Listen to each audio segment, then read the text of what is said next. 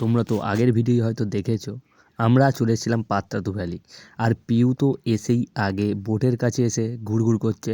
আর ওকে গরিব মানুষ ভেবে লোক বোটে তুলে নিচ্ছিল, আমি উঠতে দিইনি। আমি বলি আমাদের কাছে অনেক পয়সা আছে, একটা বোট কিনে দেবো।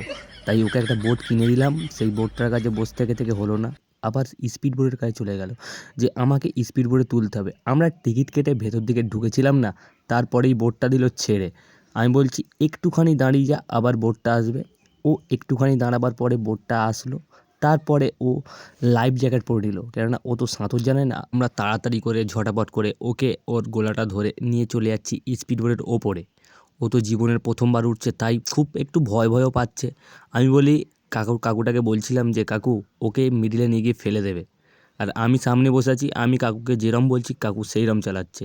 আর মানে আমিও তো জীবনের প্রথমবারই উঠলাম, প্রচণ্ড আনন্দ হচ্ছিল। পিউকে আমি ডাকছিলাম আমার আনন্দটাকে কিছু ওর সঙ্গে শেয়ার করার জন্য। ওকে অনেকক্ষণ ডাকার পরে ও আমার দিকে তাকিয়ে বলছে আমার দারুণ লাগছে, দারুণ।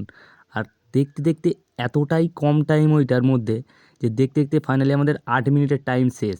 তারপর লেবে ওখানে দাঁড়িয়ে একটু লাইফ জ্যাকেট নিয়ে একটু ফটোশ্যুট করবে, তাই বলতে চাইল। তাই ঝটাপট করে লেবে কিছু ছবি তুলে নিয়ে আমরা বেরিয়ে যাচ্ছি এখন। বাই বাই, দেখা হবে পরের ভিডিওয়।